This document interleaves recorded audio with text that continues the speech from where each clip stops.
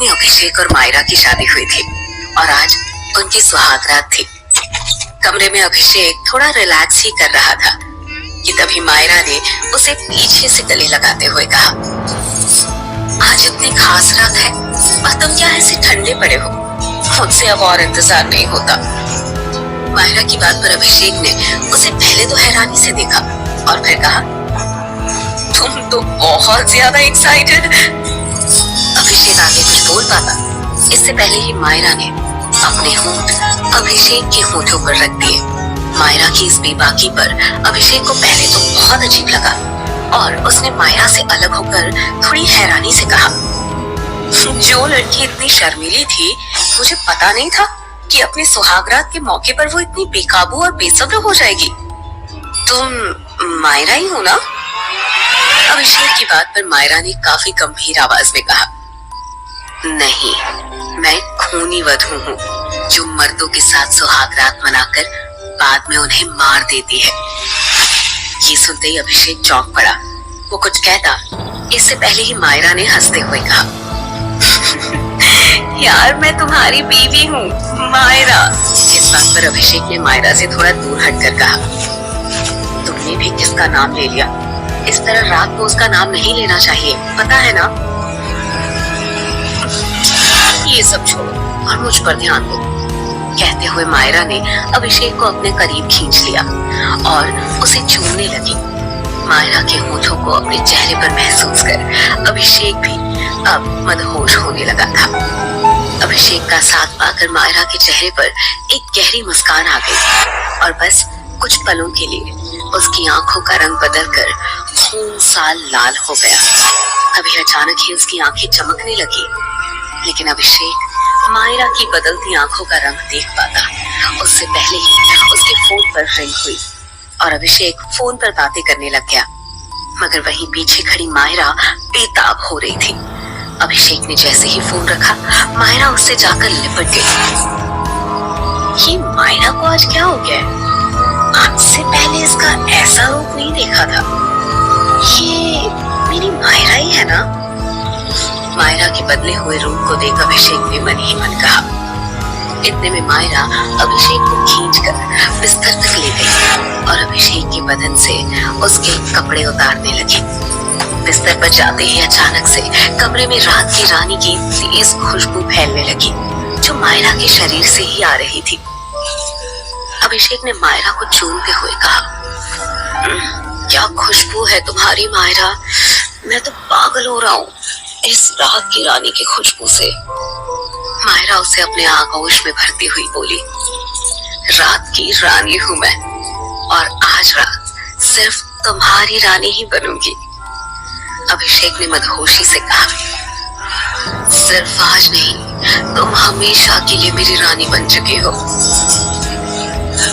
अभिषेक मायरा को अभी चूम ही रहा था कि तभी अचानक से मायरा की आंखें फिर से चमकी, जैसे कि उसकी आंखों में कोई बल्ब जला हो।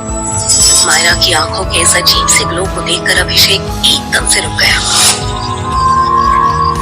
क्या हुआ अभिषेक, रुक क्यों गए? मायरा ने एक अदा के साथ अभिषेक के चेहरे पर प्यार से हाथ फेरते हुए कहा, मायरा तुम ठीक तो हो? अभी तुम्हारी आंखों में कुछ हुआ था। अभिषेक की बात सुन मायरा ने मुस्कुराते हुए कहा, नहीं, कुछ भी तो नहीं, देखो मेरी आंखें तो बिल्कुल ठीक है। लेकिन अभिषेक मानने को तैयार नहीं था। उसने बिस्तर से उठते हुए कहा, नहीं मायरा, मैंने देखा तुम्हारी आंखें ग्लो कर रही थी। क्या हुआ तुम्हें? अभिषेक की आवाज एक अनजाने भय से कांप रही थी, लेकिन तभी मायरा ने अपने कोमल हाथों को अभिषेक के चेहरे पर फेरा और अभिषेक मानो सब कुछ भूल गया हो। और फिर अभिषेक धीरे धीरे मायरा के कपड़े उसके जिस्म से अलग करने लगा। इसके बाद तो जैसे कमरे में एक तूफान सा ही आ गया, जिस तूफान में अभिषेक बहता ही चला गया। थोड़ी देर बाद जब वो थक गया तो वो मायरा से अलग हुआ और उसने कहा, मायरा, आज तो तुमने मुझे बहुत ज्यादा एक्साइटेड कर दिया था।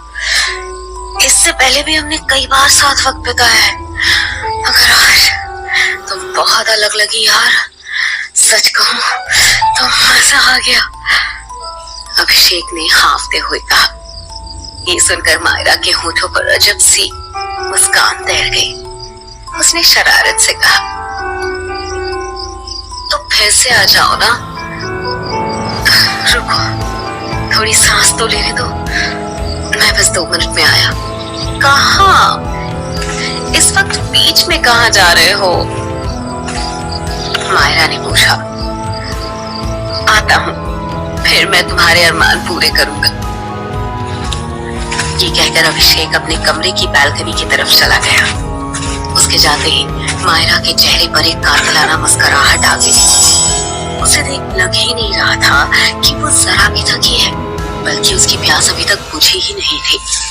और देखते ही देखते अचानक से मायरा के खुले बाल खुद ब खुद हवा में लहराने लगे और उसके चेहरे की चमक पहले से कई गुना ज्यादा बढ़ गई और वो जोर जोर से सांसें लेने लगी, मानो उसके अंदर कुछ और ही चल रहा हो।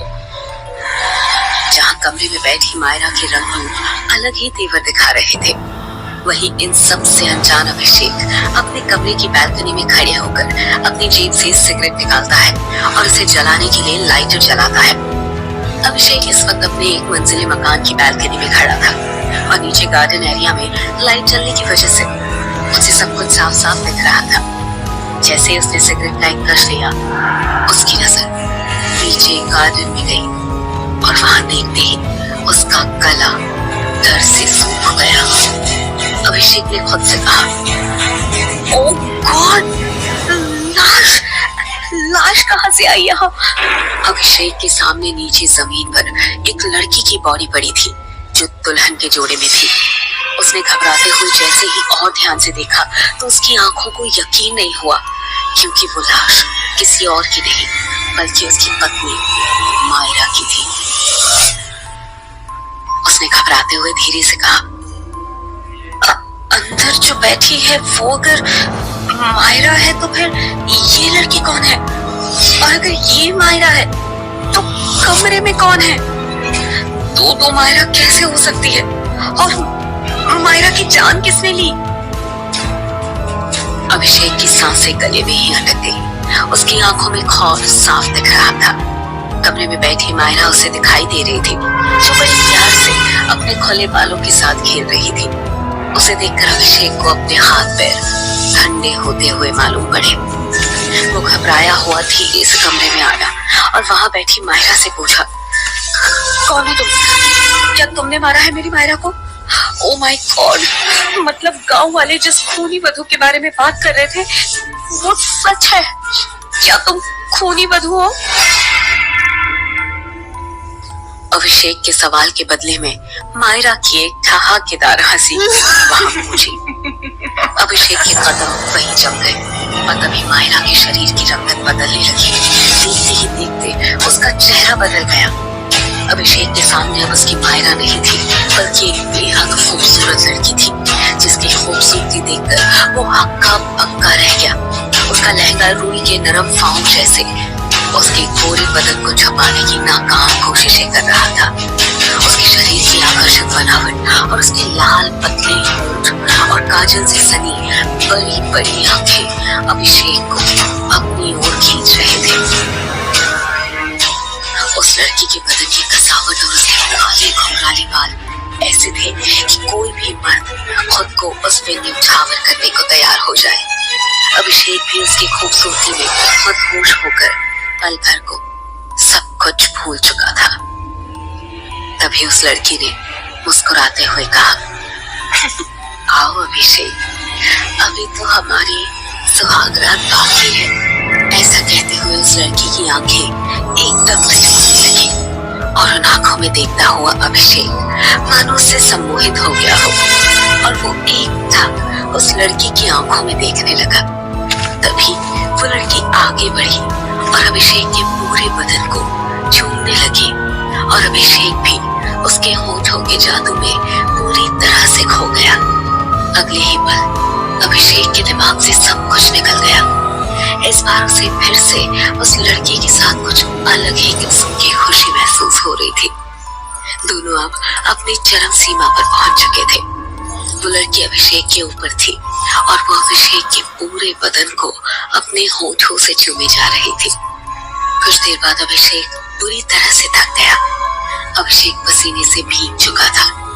अभिषेक को ऐसे देख उस लड़की के चेहरे पर एक रहस्यमयी मुस्कान उभर आई और उसने फिर से अभिषेक को अपनी ओर खींचा और उसके होठों पर एक बार फिर से किस किया। पर इस बार अभिषेक को अपनी सांसें अटकती हुई महसूस हो रही थी। उसे अपना पूरा बदन अकड़ता हुआ लग रहा था और अगले ही पल अभिषेक का पूरा शरीर ऐसे सफेद हुआ जैसे शरीर से खून की एक एक बूंद चूस ली गई हो।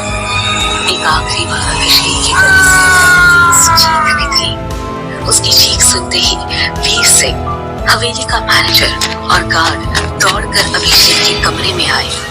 मैनेजर ने भय से आंखें बड़ी करते हुए कहा, अरे ये अभिषेक बाबू के साथ क्या हो गया? जल्दी से किसी डॉक्टर को बुलाओ कोई।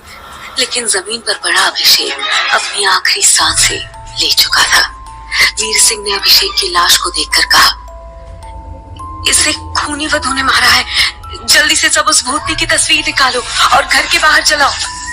जल्दी करो, नहीं तो वो और भी लोगों को मार देगी। उस वक्त रात के 12 बज रहे थे और पूरे गांव में आग की तरह ये बात फैल गई कि हवेली में खूनी वधू ने अभिषेक और उसकी पत्नी मायरा को मार दिया है। पूरे गांव के औरत मर्द अपने घरों से केरोसिन तेल निकाल कर ले आए और वीर सिंह सहित सभी हवेली के सामने जमा हो गए। वीर सिंह ने घबराते हुए कहा, एक साथ 2-4 तस्वीरें जला दो, अगर आसपास होगी तो भाग जाएगी। वीर सिंह के कहते ही सभी ने एक साथ तस्वीर को आग के हवाले कर दिया। तस्वीरों में आग लगते ही किसी औरत की तेज चीख की आवाज आई और साथ ही मन कमा देने वाली रोने की आवाज। अगले ही पल तेज हवा से मौसम बदलने लगा तो सभी घबराकर एक दूसरे की शक्ल देखने लगे। वीर सिंह ने जोर से कहा, घबराने की बात नहीं है, ये उसी भूतनी की चीख है। तस्वीरों के जलने से उसको भी कुछ हुआ है और इसलिए वो यहाँ से भाग गई है। सभी को परेशान होते देख वीर सिंह ने कहा, आज से इस गांव में शादी के लगन में कोई शादी नहीं होगी और अगर किसी ने इसके खिलाफ जाकर शादी करने की कोशिश की तो उसे गांव से बाहर कर दिया जाएगा। पूरे गांव के लोगों ने एक साथ कहा, हाँ, ऐसा ही होगा, हाँ, ऐसा ही होगा, हाँ, ऐसा ही होगा। खूनी वधू की इस घटना के 10 दिन बाद फूलपुर गांव के स्टेशन पर शाम के 6 बजे एक ट्रेन आकर रुकती है। ट्रेन में सोई चेतन की अचानक से नींद खुली। चेतन एक 26 साल का हैंडसम लड़का है जो मुंबई से फूलपुर गांव एक डॉक्यूमेंट्री फिल्म बनाने के लिए आया है। नींद से जागा हुआ चेतन उठा और बाहर झांक कर देखा तो उसे महसूस हुआ कि पूरी ट्रेन में शायद वो अकेला ही है। यहाँ तक कि पूरा स्टेशन भी खाली था। उसने अपना बैग लिया और ट्रेन से उतर गया। स्टेशन पर हल्की मध्यम सी रोशनी में उसे दूर बेंच पर बैठी एक लड़की दिखाई दी। उसकी तरफ बढ़ गया। लड़की ने एक लाल रंग की साड़ी पहन रखी थी और उसके लंबे खुले बाल कमर तक आ रहे थे और आंखों में गहरा काजल लगा हुआ था। उस लड़की के शरीर से आती खुशबू चेतन को पागल कर रही थी। उसने खुद से कहा, आज तक मैंने इतनी खूबसूरत लड़की नहीं देखी थी। चेतन अभी उसे देखकर खोया ही हुआ था कि उस लड़की की प्यारी सी आवाज आई, चेतन। एक अनजान लड़की के मुंह से अपना नाम सुनकर चेतन ने चौंकते हुए कहा, आपको मेरा नाम कैसे मालूम? लड़की ने शरारत से मुस्कुराते हुए कहा, आपके आई कार्ड पर लिखा है। चेतन ने गौर किया। उसने अपने हाथ में अपना आईडी पकड़ा हुआ था, लेकिन इतनी कम रोशनी में इसने मेरा नाम कैसे पढ़ लिया? वो सोच ही रहा था कि लड़की ने फिर कहा, आप किसे ढूंढ रहे हैं? चेतन ने जवाब दिया, मैं तो अभी आया हूँ, लेकिन शायद आपको मदद की जरूरत है। इस वक्त अकेली आप स्टेशन पर क्या कर रही हैं? कहीं छोड़ दूं मैं आपको? लड़की ने मुस्कुराकर कहा, नहीं नहीं, मुझे जहाँ जाना है मैं वहाँ चली जाऊंगी, आप मेरी फिक्र ना करें। चेतन को उसकी बात पर हैरानी हुई। कैसे चली जाओगी? यहाँ कोई भी नहीं है, कहीं किसी मुसीबत में ना पड़ जाओ तुम। मैंने कहा ना मैं छोड़ देता हूँ। जवाब में वो लड़की हंस पड़ी और कहा, मुसीबत? और मेरे लिए? वैसे तुम्हारे आने से इस गांव के लोगों की मुसीबत जरूर दूर हो जाएगी। चेतन को उसकी बात समझ में नहीं आई तो उसने कहा, मैं कुछ समझा नहीं, मेरे आने से कौन सी मुसीबत दूर होगी? मैं तो यहाँ बस एक डॉक्यूमेंट्री फिल्म बनाने आया हूँ। लड़की ने जवाब दिया, उस समय आने पर पता चल जाएगा तुम्हें। उसकी बात पर चेतन ने बेपरवाही से अपने कंधे ऊपर किए और वहां से चला गया। उसके जाते ही उस लड़की के होठों पर एक रहस्यमयी मुस्कान उभर आई। इन सब से बेखबर चेतन प्लेटफॉर्म के बाहर आया तो उसे दूर दूर तक एक कुत्ता भी नजर नहीं आ रहा था। सन्नाटा इतना गहरा कि उसे अपनी सांसें भी सुनाई दे रही थी। वो कुछ देर वहीं खड़ा होकर इंतजार करने लगा। थोड़ी देर बाद चेतन को जब एक रिक्शा नजर आया तो उसकी जान में जान आई। वो दौड़कर रिक्शा वाले के पास गया और बैठते हुए कहा, चलो भाई, अजीब जगह है ये, एक परिंदा भी नजर नहीं आ रहा यहाँ तो। चेतन की बात सुन रिक्शे वाले ने कहा, भैया आपको एक सलाह दे रहे हैं, आइंदा सूरज ढलने के बाद ना कभी गांव में ऐसे मत निकलना। वो तो हम कुछ काम से आ गए थे इस तरफ, इसलिए आपको मिल गए, नहीं तो एक आदमी नहीं मिलता। और वैसे भी हमने अपने पास उस भूतनी को भगाने का कवच भी रखा है। भूतनी? कौन सी भूतनी भाई? चेतन ने हैरानी से पूछा। रिक्शे वाले ने जवाब में धीरे से कहा, वो कहा है ना कि इस फूलपुर गांव में खूनी वधू का खौफ है, जो पहले गांव के मर्दों के साथ ना जबरदस्ती सुहागरात मनाकर उन्हें अपनी हवस का शिकार बनाती है और फिर उसे मार डालती है। पूरा गांव इस बात को जानता है और खासकर शादी ब्याह के लगन के समय कोई शादी करे तो वो पक्का गया जान से। चेतन ने मजाक में कहा, अच्छा तो इस खूनी वधू को देखा है किसी ने? इस पर रिक्शे वाले ने जवाब दिया, वो कहा है ना भैया, देखा तो नहीं है हमने, लेकिन उसकी तस्वीर को गांव के सारे मर्द अपने साथ रखते हैं। कहते हैं कि जब कभी वो भूतनी आसपास में हो तो उसकी फोटो को जला देने से वो भाग जाती है, समझे भैया? अच्छा, भूतनी की तस्वीर रखते हो तुम लोग? ऐसी कौन सी भूतनी है, जरा मुझे भी तो दिखाओ उसकी तस्वीर। चेतन ने हंसते हुए कहा। रिक्शे वाले ने जेब से एक स्केच वाली तस्वीर चेतन को दी। तो तस्वीर देखते ही चेतन पूरी तरीके से चौंक पड़ा। उसने गुस्से में कहा, अरे ये क्या मजाक है? एक जिंदा लड़की को तुम लोग भूतनी कह रहे हो? इतनी खूबसूरत लड़की की स्केच बनाकर उसे चुड़ैल बता रहे हो? शर्म नहीं आती तुम्हें? अभी स्टेशन पर मिला था मैं इससे, बातें भी की मैंने, अब तुम इसे खूनी वधू कह रहे हो? चेतन की बात सुनकर रिक्शे वाले ने एक झटके में ब्रेक मारा और चेतन को घूर कर कहा, अरे भैया क्या कह रहे हैं आप इससे कैसे बात कर सकते हैं? ये तो सालों पहले मर चुकी है और ये भूतनी जिसको भी दिखती है वो जिंदा नहीं बचता। रिक्शे वाले की बात पर चेतन पूरी तरह से हिल गया और खुद से कहा, तो क्या वो वाकई में खूनी वधू थी? एक भूतनी? अगर ऐसा ही है तो उस चुड़ैल ने मेरी जान क्यों नहीं ली? ये रिक्शा वाला ना पक्का पागल है, कुछ भी बकवास किए जा रहा है। चेतन को उसकी सोच में डूबकर रिक्शा वाले ने कहा, भैया जी जाना कहाँ है आपको? किससे मिलने आए हो यहाँ पर? चेतन ने अपने फोन पर देखते हुए कहा, काल भैरव मंदिर जाना है। चेतन के मुंह से काल भैरव मंदिर का नाम सुनते ही रिक्शा वाले ने एक बार फिर ब्रेक मारा और हैरानी से कहा, भांग खाकर आए हो का भैया? पहले कहते हो कि भूतनी से बात किए और अब कह रहे हो कि काल भैरव मंदिर जाना है, वो भी रात के वक्त। इंसान ही हो ना या कोई आत्मा हो? रिक्शे वाले की इस बात पर अब चेतन को भी गुस्सा आ गया। उसने रिक्शे से उतरते हुए कहा, बहुत कर लिए तुम बकवास, तब से बिना सिर पैर की बातें किए जा रहे हो। तुम रहने दो, मैं खुद चला जाऊंगा जहाँ जाना है। चेतन ने बैग संभाला और अपने फोन का मैप ऑन करके मंदिर की ओर चल पड़ा। रिक्शे वाले के चेहरे पर परेशानी साफ नजर आ रही थी। उसने सोचते हुए कहा, इस आदमी के साथ कुछ तो गलत है, अगर नहीं है तो अब जरूर होगा। दूसरी ओर चेतन मैप के बताए रास्ते पर चला जा रहा था। शाम के 7 बजे ही गांव में इस कदर सन्नाटा था जैसे कि रात के 1 बज रहे हो। चेतन कुछ दूर पैदल चला था कि उसे मंदिर दिखाई देने लगा। कुछ ऐसे ही मंदिर के गेट पर पहुंचा। एक आदमी ने उसे रोकते हुए कहा, कहाँ जा रहे हो भैया इस वक्त? चेतन ने कहा, मंदिर जा रहा हूँ। इस वक्त दर्शन तो नहीं करूंगा, पर अंदर ही सुबह होने का वेट कर लूंगा। आप मंदिर के पुजारी हैं? चेतन ने कहा तो उस आदमी ने अपना परिचय दिया। हमारा नाम वीर सिंह है। हम इस गांव के सबसे समझदार आदमी हैं और समझदार होने के नाते ही तुम्हें कह रहे हैं कि रात के वक्त मंदिर में जाना मना है। चेतन पहले से ही रिक्शे वाले की बात से परेशान हो चुका था और अब इस वीर सिंह की बात पर उसने झल्लाते हुए कहा, यहाँ सब पागल है क्या?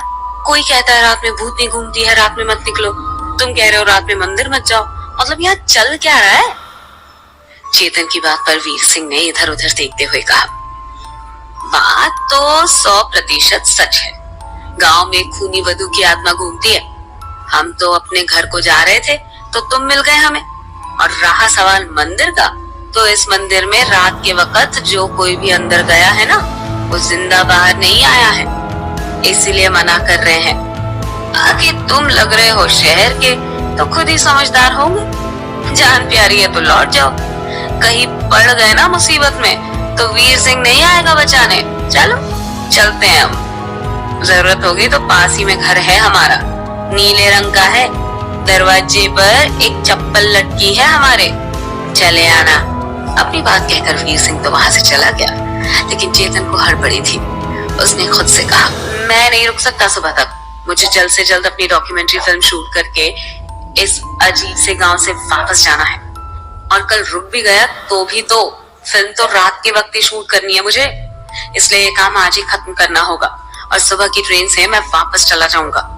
मन में सोचकर उसने अपने आसपास देखा और जब उसे कोई भी नजर नहीं आया तो वो मंदिर के विशालकाय लकड़ी के दरवाजे के पास पहुंच गया।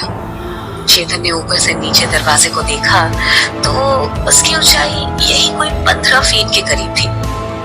दरवाजे पर लोहे की कुंडी लगी हुई थी और पास ही एक बोर्ड रखा हुआ था जिस पर लिखा था, शाम के बाद मंदिर में प्रवेश वर्जित है। चेतन ने बोर्ड को हटाकर साइड रखा और दरवाजे के ऊपर लगे भारी भरकम लोहे की कुंडी को दोनों हाथों से पकड़कर खोला। कुंडी के खोलते ही हल्की सी आवाज के साथ मंदिर का मेन गेट खुल गया। चेतन ने मंदिर के भीतर प्रवेश किया और अंदर से दरवाजे को बंद कर दिया। मंदिर के भीतर गहरा अंधेरा था। सन्नाटे को चीरती हुई बस पेड़ के पत्तों की आवाजें आ रही थी। उसका मन एक पल को सहम गया। उसने बैग के हैंडल को कसकर पकड़ा और मोबाइल के टॉर्च की रोशनी में आगे बढ़ गया। मंदिर का प्रांगण खुला हुआ था जिसके ठीक बीचों बीच एक विशालकाय बरगद का पेड़ था।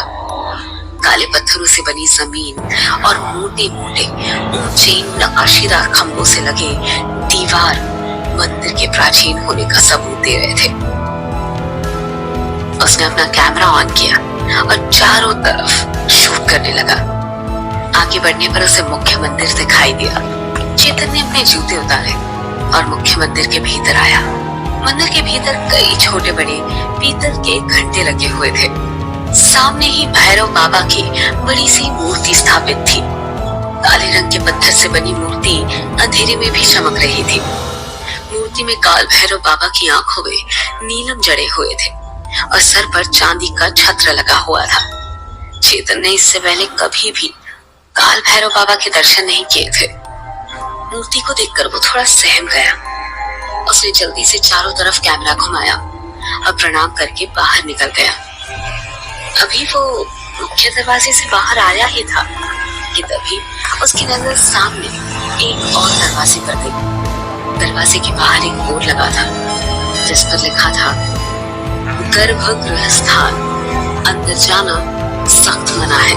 क्या छपा है? काल भैरव के गर्भगृह के अंदर और क्या होने वाला है चेतन के साथ, जानने के लिए सबसे